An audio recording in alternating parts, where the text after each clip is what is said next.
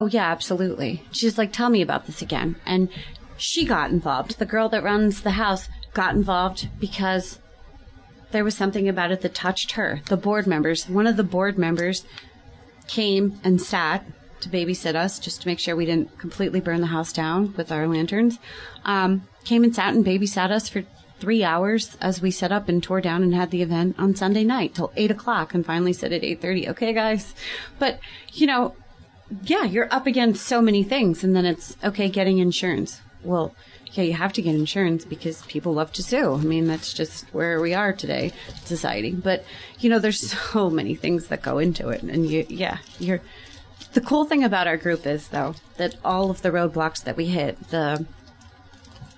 you can't search until you're asked, you can't do this until this, you can't, the phone calls, the lack of phone calls, the lack of communication, all of that, everybody still persisted. I haven't really seen anybody fall off and say, well, I'm not going to be involved with this because it's not happening the way I think it should, or it's not happening fast enough, or it's, okay, well, we hit this, all right, let's go around it, or let's pick it up and move it to the side. And we just have kept going, and that is really the neat part about this group. One is a good message to people that it may seem hopeless, but it's not hopeless.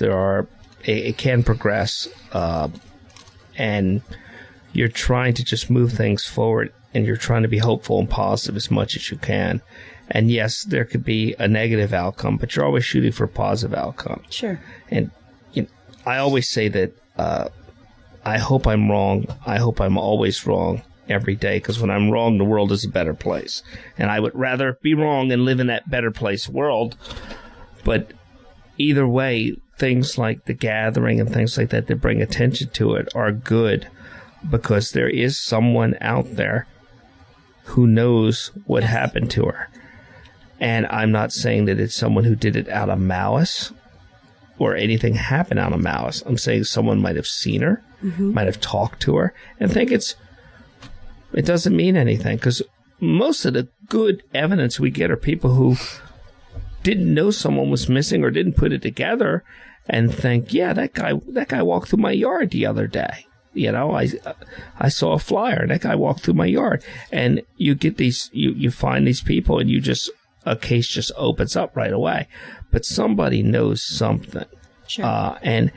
And if she did something, if she made a decision to do something to herself, it needs to be closed out. If somebody did something to her, then it needs to be closed out. They need to be prosecuted for it. But either way, it needs to move forward. And it needs to move forward for her and for her family and for her child and for all of her loved ones and her friends and her coworkers, because this is a horrible place to be in. I've seen too many families just get destroyed by this. I've seen it destroy marriages. I've seen it destroy job situations, relationships. It's horrible. It's exhausting. And it's like a pit that you don't stop falling in. But this is different, because I think that there's going to be something that's going to change this in the next few days or few weeks. I think that the case will have a breakthrough, and I'm hoping that somebody comes forward with something that is seemingly irrelevant, but isn't. This is in the Malvern area. Most of this is contained into a little section called Charleston in Malvern, which I get horribly confused in that area, because every neighborhood's got two names. It is confusing. And then somehow Phoenixville's on the one side, and it's somewhere 202 that way. Yeah. That's all I know. And it's just somebody... Her car, she left out of her house on, I think, April 10th is the date that's stated. I believe that's the date. Am I correct? Her husband reported to the police on April 12th that on April 10th, she left out of her house in a panic to go to her workplace, which is Voya Financial in Westchester. She had a 2011 blue Audi A4. And finally, on May 8th, the state police found her car in Charlestown Meadows. And she lives about 1.5 miles from there.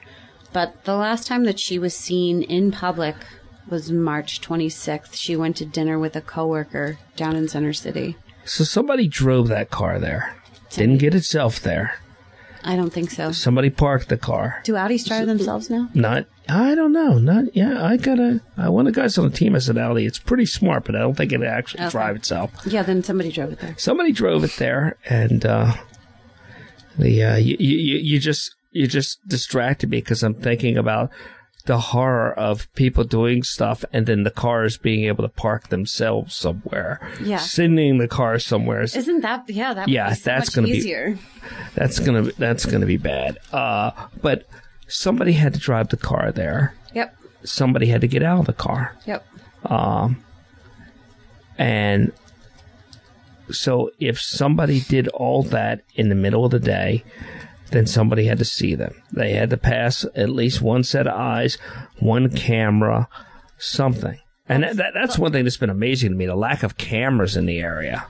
Well, it was great because during our flyering event that we had in Charlestown Meadows, 2 of the community members said that they were sure that they saw the car, and they couldn't remember exact details, but they saw it.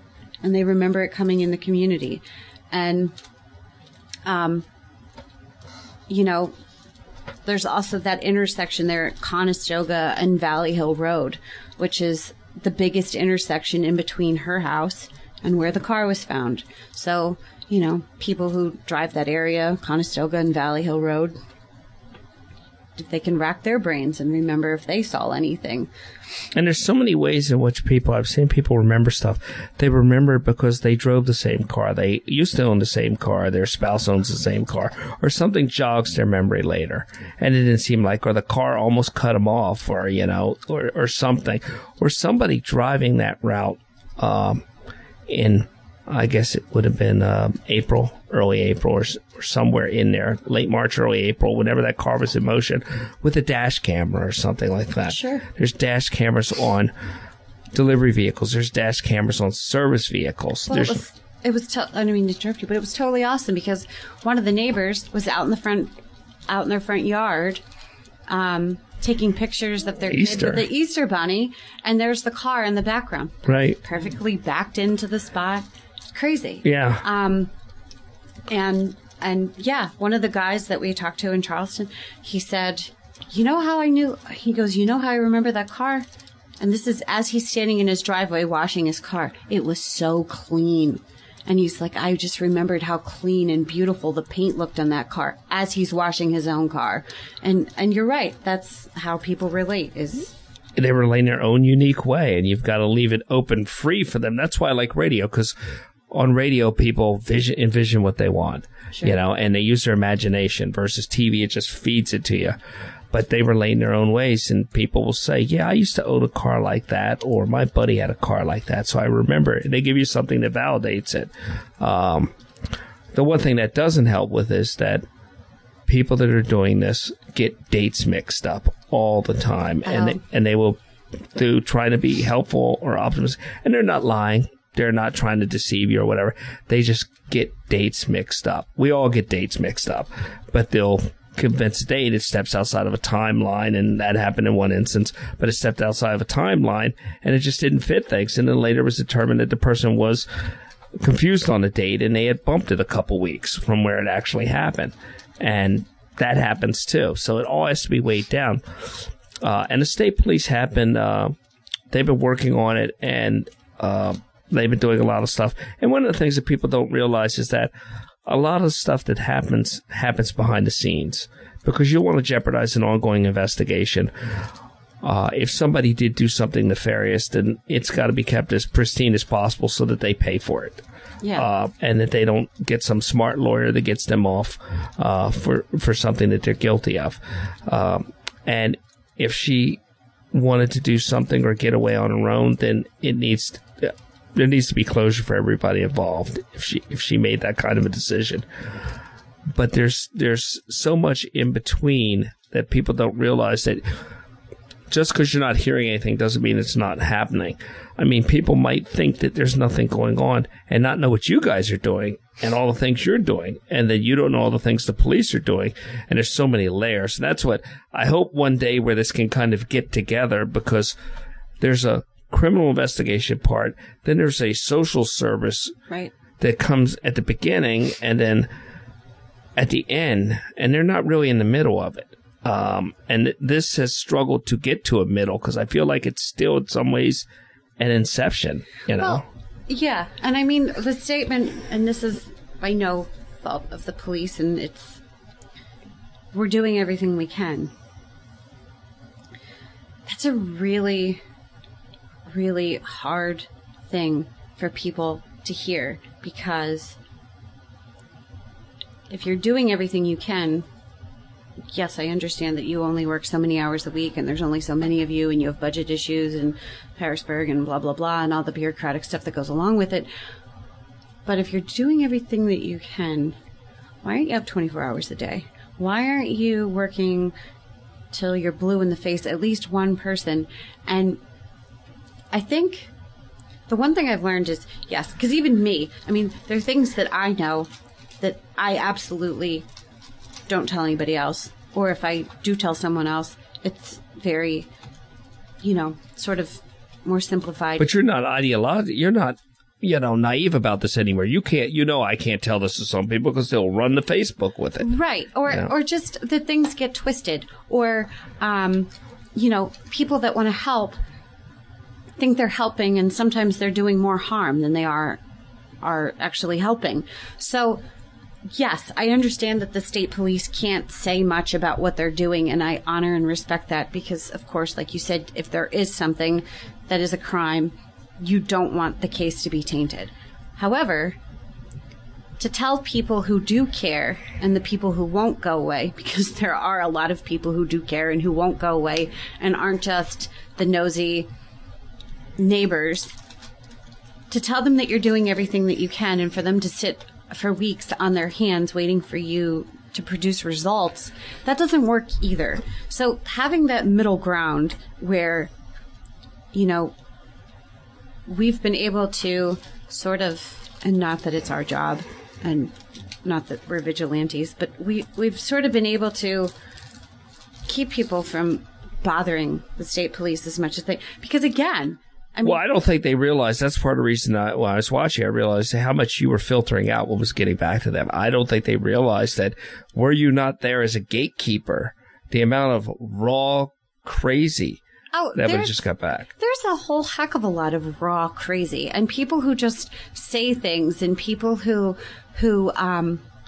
again, think they're being helpful and they're not. And in most instances, they were being the complete opposite. And I also know that when you have budget issues and you have a case like this and you have 300 people calling and emailing every day, that's a full-time job for 1, 2, 3, 4 people. And instead of going and finding Anna, or going and building a criminal case, or going and figuring out what actually happened to her, now you're worrying about answering emails because somebody's going to tell your boss you don't answer your emails. Right. So I would much rather tell people, oh, no, sort of a roundabout way of this is what's happening. And we sort of try and do that with our email blasts. They come out every few days, and usually it's the last thing I do before I go to bed at night. And sorry for how late it goes out. But, we try and do that so people understand that we're not all just sitting here waiting on our hands for somebody to call and say, oh, okay, we found her 4 months later, or, oh, okay, this is what happened. No, we do keep in contact, and they do call us and they do let us know. But, I mean, it should be one phone call they have to make, not 47 phone calls. Right. Because if they called every single person and told them, oh, hey, this is what we did today, I mean, there would be no time to do anything. Right, and that's when I get stuck in a situation like this. I go to your group and I say, pick one person for me to deal with. That's the only person I'm dealing with. Everything goes through them, because you're not dealing with everybody. You can't do it. But see, you said the phrase, we're doing everything we can. And see, that's where I think changing language can change the outcome of things. The real simple way to fix that and change things is to change that phrase, which I've always